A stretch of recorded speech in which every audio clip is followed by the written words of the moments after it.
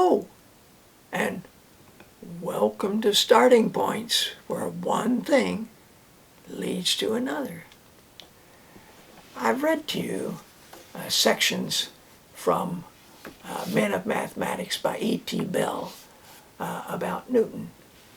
I'd like to share with you in this video and the next what some of the things he mentions about GAUSS. There's like 70 pages. The Prince of Mathematicians. The further elaboration and development of systematic arithmetic, like nearly everything else which the mathematics of our 19th century has produced in way of original scientific ideas, is knit to GAUSS. This is a quote from Leopold Kronecker. Well, I love that idea. It's knit to. It's one thing leads to another. And what he's done here led to that. What he's done has led to that. Archimedes, Newton, and GAUSS. These three are in a class by themselves among the great mathematicians, and it is not for ordinary mortals to attempt to arrange them in order of merit. All three started tidal waves in both pure and applied mathematics. Archimedes esteemed his pure mathematics more highly than its applications. Newton appears to have found the chief justification for his mathematical inventions in the scientific uses to which he put them, while GAUSS declared that it was all one to him whether he worked in the pure or the applied side. Nevertheless, GAUSS crowned the higher arithmetic in his day the least practical of mathematical studies, the queen of all. The lineage of GAUSS, Prince of Mathematicians, was anything but royal. The son of poor parents, he was born in a miserable cottage in Brunswick, Braunschweig, Germany, on April 30th, 1777. So Captain Cook, 1770, arrives in Australia, 1775, the American Revolution. His parental grandfather was a poor peasant, and I wondered about the word poor. Was it needed?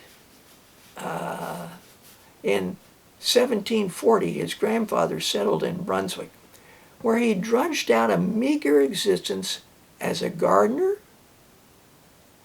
The second of his three sons, Gerard Friedrich, born in 1744, became the father of GAUSS.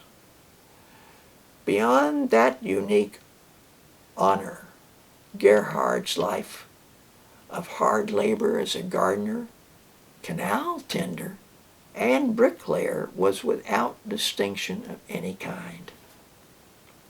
The picture we get of GAUSS's father is that of an upright, scrupulously honest, uncouth man whose harshness to his sons sometimes bordered on brutality. His speech was rough and his hand heavy. Honesty and persistence gradually won him some measure of comfort, but his circumstances were never easy. It's not surprising that such a man did everything in his power to thwart his young son and prevent him from acquiring an education suited to his abilities. Had the father prevailed, the gifted boy would have followed one of the family trades, and it was only by a series of happy accidents that GAUSS was saved from becoming a gardener or a bricklayer. As a child, he was respectful and obedient, and although he never criticized his poor father in later life, he made it plain that he had never felt any real affection for him. Gerhard died in 1806. By that time, the son he had done his best to discourage had accomplished immortal work. On his mother's side, GAUSS was indeed fortunate. Dorothea Ben's father was a stonecutter who died at the age of 30 of tuberculosis, the result of unsanitary working conditions in his trade, leaving 2 children, Dorothea and her younger brother, Friedrich. Now, I do want to suggest that unsanitary, it's breaking stone and shaping stone, there's always going to be stone dust, and breathing that in over a period of time could very well have been the cause. Here the line of descent of Gauss's genius becomes evident. Did he get it from there? Condemned by economic disabilities to a trade of weaving, Friedrich was a highly intelligent, genial man. So he's getting it from the side where his uncle and his mother come from. Whose keen and restless mind foraged for itself in fields far from his livelihood. So this is what he did for a living, but he was curious about all kinds of other things. Finding a kindred mind in his sister's child, the clever Uncle Friedrich sharpened his wits on those of the young genius and did what he could to rouse the boy's quick logic by his own quizzical observations and somewhat mocking philosophy of life. Friedrich knew what he was doing. Gauss at the time probably did not. But Gauss had a photographic memory which retained the impressions of his infancy and childhood unblurred to his dying day. Looking back as a grown man on what Friedrich had done for him, and remembering the prolific mind which a premature death had robbed of its chance of fruition, Gauss lamented that a born genius was lost to him. Dorothea moved to Brunswick in 1769. At the age of 34, in 1776, she married Gauss's father. The following year, her son was born. His full baptismal name was Johann Friedrich Karl Gauss. In later life, he signed his masterpieces simply Karl Friedrich Gauss. And a great genius was lost in Friedrich Benz. His name survives, and that of his grateful nephew. Gauss's mother was a forthright woman of strong character, sharp intellect, and humorous good sense. Her son was her pride from the day of his birth to her own death at the age of 97. When the wonder child of 2, whose astounding intelligence impressed all who watched his phenomenal development as something not of this earth, maintained and even surpassed the promise of his infancy as he grew to boyhood. Dorothea Gauss took her boy's part and defeated his obstinate husband in his campaign to keep his son as ignorant as himself. Dorothea hoped and expected great things of her son. And that can play a part too. That she may sometimes have doubted whether her dreams were to be realized is shown by her hesitant questioning of those in a position to judge her son's abilities. Thus, when Gauss was 19, she asked his mathematical friend, Wolfgang Bolyai, another famous mathematician, whether Gauss would ever amount to anything. When Bolyai exclaimed, "The greatest mathematician in Europe," she burst into tears.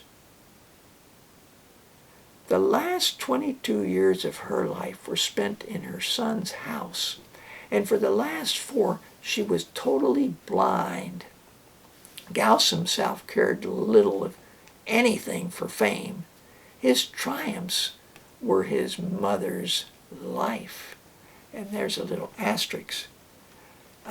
It says, the legend of Gauss's relations to his parents has still to be authenticated, although, as will be seen later, the mother stood by her son, the father opposed him, and, as was customary then, usually also now, in a German household, the father had the last word. I allude later to legends from living persons who had known members of the Gauss family, particularly in respect to Gauss's treatment of his sons. These allusions refer to first-hand evidence, but I do not vouch for them, as the people were very old. So he's telling you his source. He's telling that he can't really vouch for it, and I really respect that. There was always the completest understanding between them. This is Gauss and his mother. And Gauss repaid her courteous protection of his early years by giving her a serene old age. When she was blind, he would allow no one but himself to wait on her, and he nursed her in her long last illness. She died on April 19th, 1839. Of the many accidents which might have robbed Archimedes and Newton of their mathematical peer, Gauss himself recalled one from his earliest childhood. A spring freshet had filled the canal which ran by the family cottage to overflowing.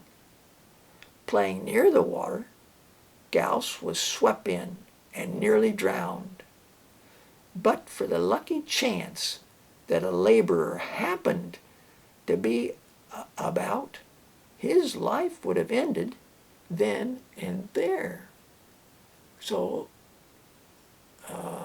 I think some people, myself included, feel that their luck has played an important part in my life. In all the history of mathematics, there is nothing approaching the precocity of Gauss as a child. It is not known when Archimedes first gave evidence of his genius. Newton's earliest manifestations of highest mathematical talent may well have passed unnoticed. although it seems incredible, Gauss showed his caliber before he was 3 years old. One Saturday, Gerhard Gauss, and his father, was making out the weekly payroll for the laborers under his charge, unaware that his young son was following the proceedings with his critical attention. Coming to the end of his long computations, Gerhard was startled to hear the little boy pipe up, "Father, the reckoning is wrong. It should be." A check of the account showed that the figure named by Gauss was correct. Before this, the boy had teased the pronunciation of the letters of the alphabet out of his parents and their friends, and had taught himself to read. Nobody had shown him anything about arithmetic, although presumably he had picked up the meanings of the digits 1, 2, along with the alphabet. In later life, he loved to joke that he knew how to reckon before he could talk. A prodigious power for involved mental calculations remained with him all his life. Well, thank you for joining me in part 1, and I look forward to sharing part 2 with you in the next video. Bye for now.